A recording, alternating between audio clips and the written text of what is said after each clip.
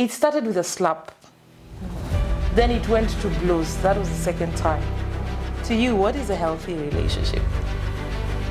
I mean, what does an unhealthy relationship look like? Don't ever get into a relationship because you think you have trauma compatibility. Have you ever dated a person who's very toxic or abusive?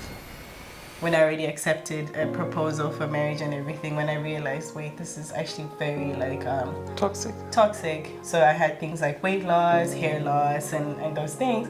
And it's really funny because you have, like, the back of my hair was just falling off, basically. Like, it's like a red flag if you have to hide a lot about your relationship from your friends and your family. So one advice I'd give ladies is when in a relationship, if you're committing to that guy, commit. And that guy will die for you. Oh, yes. Okay. But so what advice would you give someone a man who's going through an abusive relationship?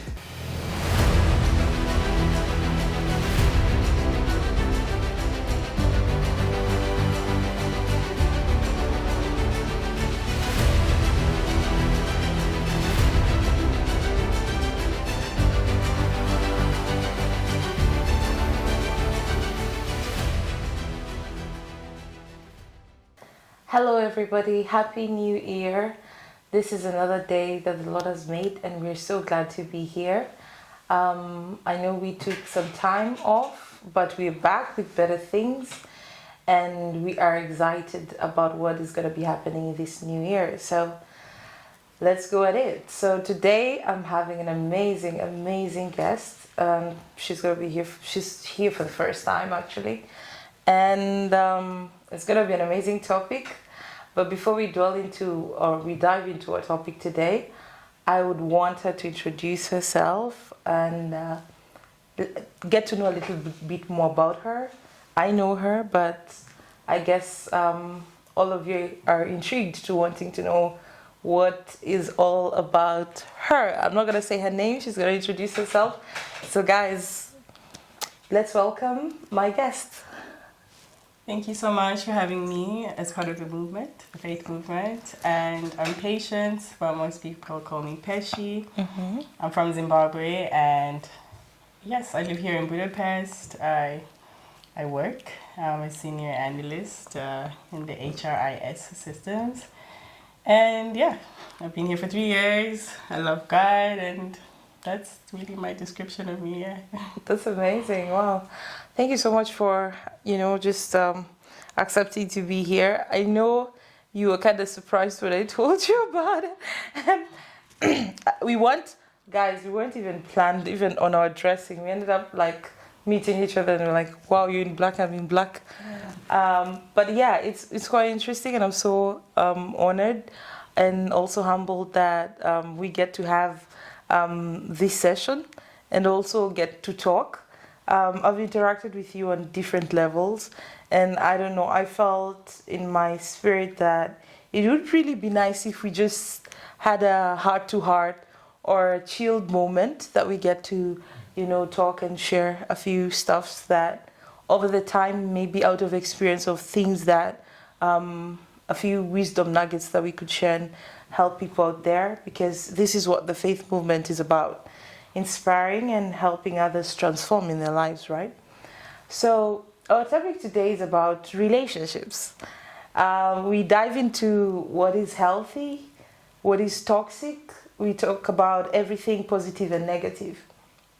So I want to ask something, Peshi. Allow me to call you to Peshi. I'm used to calling you Peshi. And then allow me to ask, to you, what is a healthy relationship? I mean, as you said to me, because healthy relationship can be described differently by people and their experiences. Yeah. But for me, a healthy relationship actually brings me back to God. When we say God is love and love is God. So I think it starts with that, like a relationship whereby you both basically behave or show yourselves as people, as children of God. Sure. then bringing that fact of respect, of love for each other. But when we go like deeper into it, I think a healthy relationship is whereby, you know, when your partner walks out the door, you don't start having like intrusive thoughts. You don't start thinking, so what is this person doing? Are they thinking about me? You know, those kind of thoughts. That's where it becomes unhealthy. I think, I think that's for me a relationship that doesn't sort of constrain you to be yourself, or a relationship that puts you in such like negative space, negative thoughts. I think a healthy relationship is also basically where you have somebody who brings out like the positive side of you. Somebody who makes you always think of doing better, you know? You know, there's times when you have talks with your partner, you're gisting, having a partner who can like be open enough to tell you like, okay, this is good, but I think here you could have done this better, you know? So I think that can be like my short version of a healthy relationship, otherwise we'll be here. I love the fact that you started with the God factor in it, because I feel like most of us, we tend to have relationships outside the God factor, and it's very key to have a place of spirituality in your relationship, because more often than not, people, when we talk about the concept of a relationship, people get into relationships for all sorts of reasons. You get into relationships because you're lonely. You get into a relationship because you feel there's feeling something, and there's knowing that you're psychologically, emotionally, and spiritually ready for a thing. And then people get into relationships because maybe they're pressured into it and all these things. People have reasons to getting into relationships. And more often than not, the God factor is never there. I know people talk about progressiveness in terms of wealth, in terms of goals, and it's all good, but what about the spiritual aspect of it? To maintain it healthy, what about the spiritual aspect of it? And I wanted to read from the Bible, from 1 Corinthians 13, what God entails about what love is. But before we get there, I wanted to ask to you, what does an unhealthy relationship look like? I think the first thing is, like, from an individual perspective, if you are not okay with yourself, or if you're not like content with yourself, if you're not secure within yourself, it's almost impossible to then have that when you have a partner. Because, you know, when you talk about relationships, first, like, you're bringing yourself, and your partner is bringing you, and then you guys add to that. Do you get what I mean? So it's not like you're bringing negative, he's bringing negative, and then you expect to grow something positive out of that.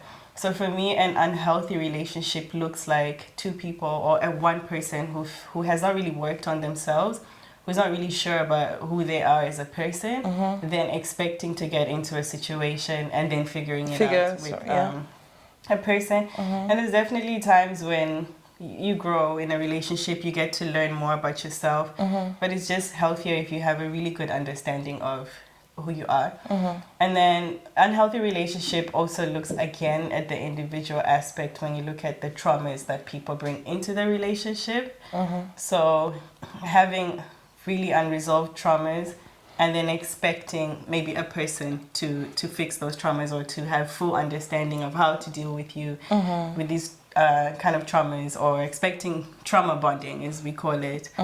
So it's quite unhealthy in that aspect, and that's where the insecurity comes, the intrusive thoughts, because you're not really settled as a person, and you become even more unsettled because you have yourself to think of and the other person's perspective to look at. With what I've said, I also want us to like be aware of the fact that nobody's perfect. So there's no situation where you enter a relationship and both parties, or even just one person, is perfect.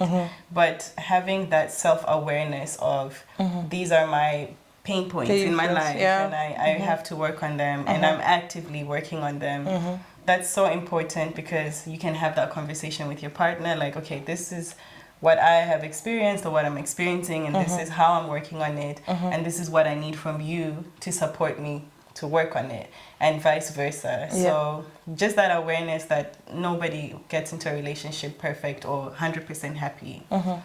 That's for sure. And it's true that everybody's a work in progress. Yeah. I like to say I'm a work in progress. We are all learning every day. Yeah. And that's something you should carry through. I think it's a virtue that you should carry on through, that every day is a learning moment. And also the aspect of self, right? Your identity. And there's something we call identity in psychology. That's the aspect of self. Right. And what you said about self-awareness, self-esteem, everything about self. We get that aspect from identity, and we need to understand, you need to know yourself before you come in to know another person. Because, and there are other things, aspects you mentioned, that people do trauma bonding. Yeah. And I usually say, don't ever get into a relationship because you think you have trauma compatibility. There is no compatibility in trauma. In short, what you guys are trying to do is just add on to each other's stress. Because just because you come from a background that I can identify with trauma, and you haven't healed, and I haven't healed, that relationship is not going to work. Why? It's toxic in itself from the word go. Because the foundation that came in was not about knowing each other, but I've identified that you had a trauma, that I have the same trauma, and you're like, oh, let's kick it on and help each other. Nobody's going to, it's the blind leading the blind. So you have to, that aspect of self-awareness, self-esteem. And one thing you talked about trauma, and I wanted us to talk about it too. It's about now the unhealthy part of relationship. I think that's going to be much more conversant in our conversation, because a lot of people are living in unhealthy relationships and they don't know they're in unhealthy relationships. Right. And when I talk about unhealthy relationships, I mean about toxicity. Right. I'm meaning abusive relationships. I mean that some people are dating people with mental health disorders, Right. and they do not want to accept it, or rather they got into relationships, problems cropped up like depression, and they are not open to their partners about it. And so a person is left drained, not knowing what to do or how to cope about it, and it ends up being a whole different experience, And I wanted to ask, have you ever been in a toxic environment? I mean, I've been in a toxic relationship and I've been in a mentally abusive relationship, but I've never really experienced physical abuse. And I think when it comes to like mental abuse or like toxic relationships, it's quite difficult to understand or know that you're in it, because it comes with manipulation. So as you're being manipulated, you don't know you're being manipulated. Yeah. So I've been in such a relationship, let's say about 2 years, and it's only the third year when I already accepted a proposal for marriage and everything, when I realized, wait, this is actually very like toxic. And the point that I realized it was mentally like abusive is when I was like constantly unhappy, constantly overthinking, constantly worried, constantly now I'm like questioning myself as a person. I'm losing that self-awareness. You're questioning your sanity, self-esteem. Yeah. And even though it wasn't physically abusive, it started to present itself physically, because like I just wasn't really taking care of myself. I wasn't really eating anymore. I was going a different lifestyle just to sort of like get through like not having to think the whole day. So I had things like weight loss, hair loss, and those things. And it's really funny because you have situations where you see a lot of women just cut their hair off after a really bad relationship. Real? Yeah. So my experience with that was just like the extreme stress. Like the back of my hair was just falling off basically. Like Whoa. Yeah. So that comes with, it comes with like the diet that you're going with, not taking care of yourself, you're not sleeping, you're just like going, So that's the kind of like mentally abusive relationship that I've been in. It also came with things that you tell your partner in confidence then being used like against you to sort of bring you down. And yeah, I think we can go so much deeper into it, but that was like pretty much my experience in that. I have been in a toxic relationship, and not just toxic, it was physically abusive. Okay. Girl, I have never, not even my father has ever dared to literally lay their hands on me like that. And it happened once, I forgave. The second time, I moved out of the country. I was shocked. I was like, these are things you hear people go through, and you never, ever in life think that I might be in the same situation. Or even if you hear and you're like, why would the person keep quiet? You understand? You're like, why would you persevere to be in that space? Right. It started with a slap. Then it went to blows. That was the second time. And I knew I had even said it, if you dare, I'm done, like I'm gone. And I kid you not, that was a very horrifying experience for me. One, because I'd really waited, and this was the first relationship I'd gotten into. I grew up in a place of where you're told wait until it's the right time for marriage. And one of the things that I thank God that when I was in Kenya, I was never like peer pressured when it comes to relationships, because I started ministry when I was 12. So for me, it was all about family. It was all about God. It was all about growing my relationship with God. You know how it is when you grow up in an African culture where you're taught you should wait until you're married and all that. It's like a fear, where you're even told if you kiss a boy, you'll get pregnant. Right? It's kind of like a fear, like, yo, we're not crossing any boundaries, nowhere. So the first now relationship I get into, it's abusive. And it started with a slap. And then it went to blows. And then that's when I knew. I remember that time, the second time that the person got abusive with me, he almost broke my rib here. It was so painful. I kind of like was on the ground crying, and I was crying for myself. And I was wondering, like, you know how you think about it? Like, these are things you hear from people. These are things you're like, even you yourself, sometimes I would be like, gosh, and you stayed there. Why are you staying in that relationship? You understand? Right. And it starts somewhere. It starts by insults, threatening you. You understand? And you're still there because you love this person. You care about the person. You're like, oh, he'll change. Oh, it was just this. It was a relapse. Because the first time it happened, this person was drunk.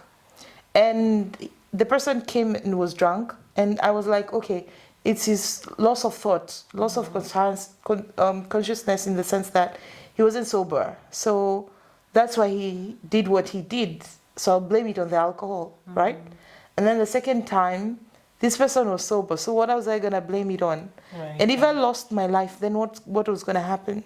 Who would I even tell? What would people think? You know, people know Hadassah, the minister. They know a strong girl. They know a girl who knows her stance, knows her virtues. And then now I come out saying, oh, I got abused. This was nowhere. And everybody's looking up to you. So for me, I hid it. And I remember when that happened, and I got out of it, God opened doors, and I moved to Austria. So I was working there. And so it was like God was just opening another chapter of me to be somewhere else as I heal and figure everything out. Right. Before now I come back to finishing what had already started. That was when I was in school, because I came for school, right? So that was really hard for me and very terrifying. And every time I hear someone is in an abusive relationship, or it starts by threatening you, you know, or starts by even just hitting you, like, you know, just even if how little it is, it starts from somewhere. For myself, it started as a slap. So for me, that was just it. It didn't even go, that relationship was just for 2 months, and I washed my hands and I was like, Lord, take the wheel. Right. I didn't wait too long to get into such an issue, you understand? So, and there are people who are just, you know, basically manipulative, as you were saying. I've been with a person who intuitively is just manipulative in the sense that, you know, like you said, there's something you said, we are not perfect. Nobody's perfect. I always say I'm never above an apology. But there are people, regardless of what they'll do, even if you caught them with proof, and you have proof that truly they did the wrong thing, they will never apologize. They will never accept it's their fault. and they will never show you that I can do better. Right. I can do better. And I don't know, what would you advise someone who's in an unhealthy relationship, like the way you said you were in an unhealthy relationship mentally? I think in my situation, the first year and a half was not toxic. Two people were like together, like 100% fully. It's just that we had some movements. Like we both decided to move back to Zimbabwe, and within those movements, there was a lot of things lost in translation, and we started having a lot of issues. But one of the things that I would say is having a healthy support system when you're in a relationship is important. It's like a red flag if you have to hide a lot about your relationship from your friends and your family, right? So for me, moving back home in that year, I had my mom there, I had my sisters, and they're the ones who kind of brought a lot of things to my attention, like you're changing, you're not yourself, you're not healthy anymore, those kind of things. And I'm so grateful to have had them. Otherwise, maybe I would have still been in that situation. So not everyone has that support, family and That's stuff like true. that. Yeah. But I still go back to that very first point of like self-awareness being so important.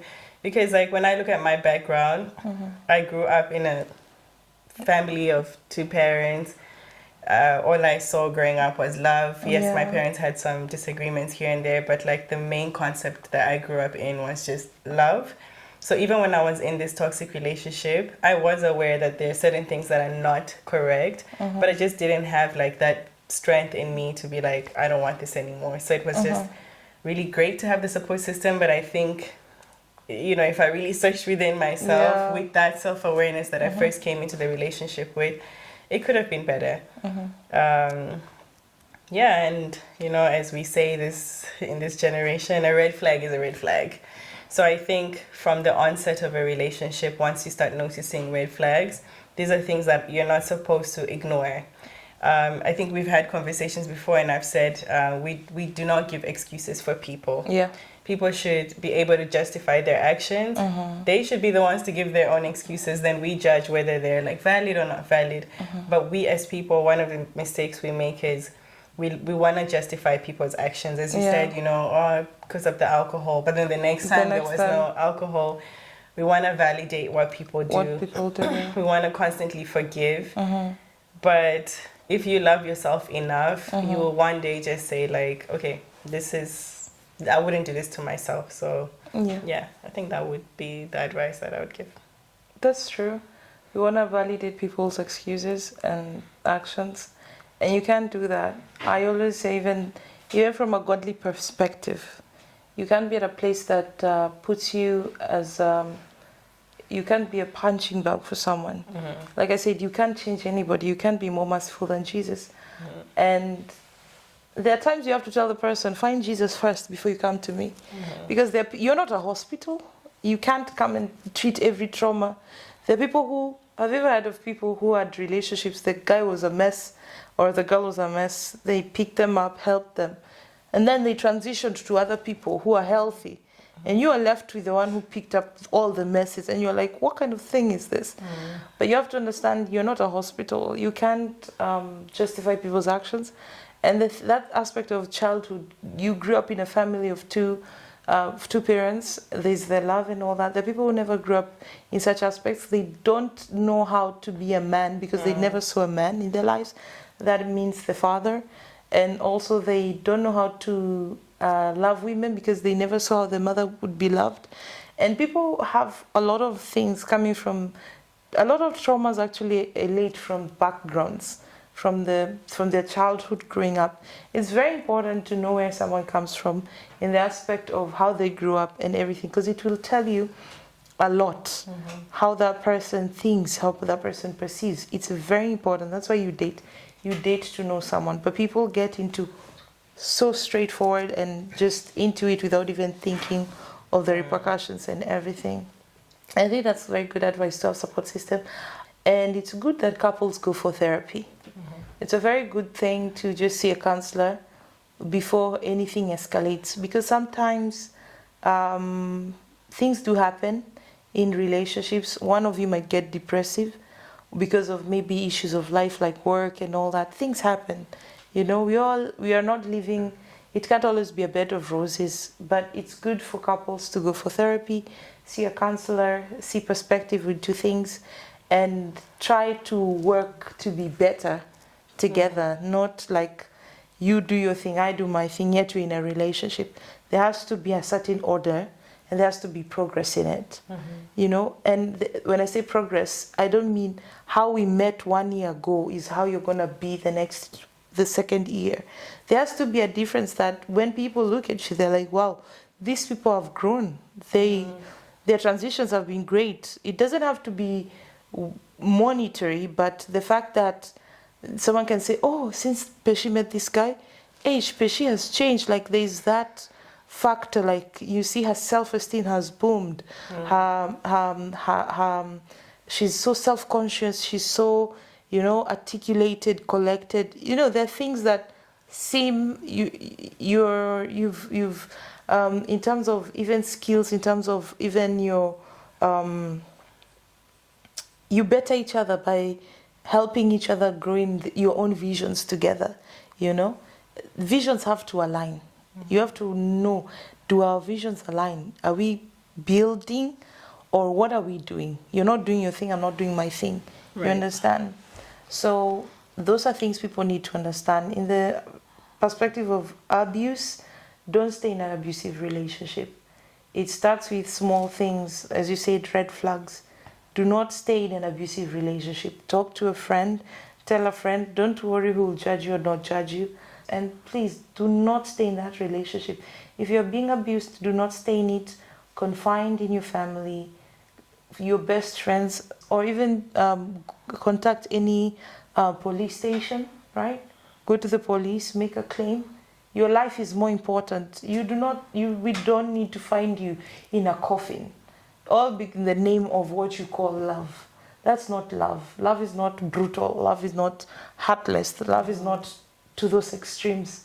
That is not what we define as love. And the last thing I'd say is about toxicity and dealing with a narcissistic person. If you ever find yourself dealing with a narcissistic person, give yourself space from that relationship. Because the next thing that's going to happen, it's your mental health that's going to be affected. You will always feel not enough.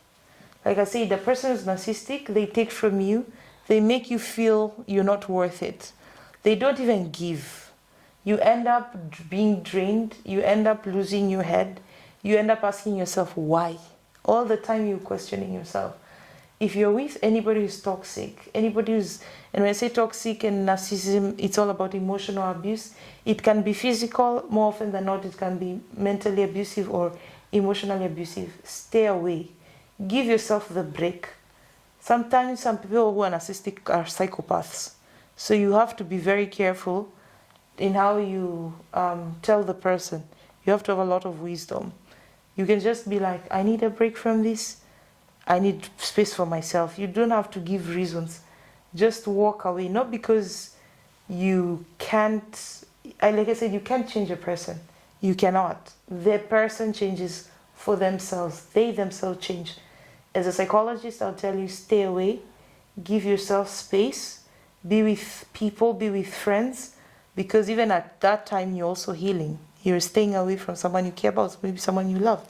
Be with people who will help you in healing, because that would be like a healing journey for you. So guys, as you all know, we always get to do something creative, something nice, something special in the kitchen with our guests. But this time we're gonna do something different, and we're gonna have someone else who's also a guest, and actually he's not even a guest but has been behind the scenes. So today he's on the camera and he's gonna be cooking something scrumptious, something nice. Guys, I wish you could be here. It's just a smell, so many spices. He's gonna introduce himself and tell us exactly what he is doing.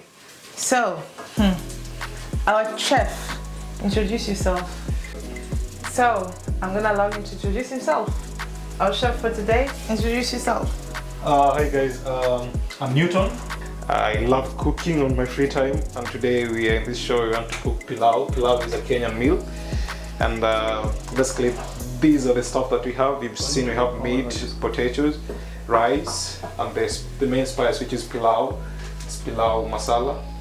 This is from Kenya, and at this point what you're doing is we are drying the onion, which is a very important part of cooking pilau.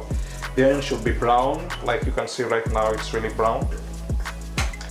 Put the meat for it to be brown, so the meat needs to turn brown, completely brown, and that's now the next step. It's a sham. Yes, I'll put the tomato. You can do that.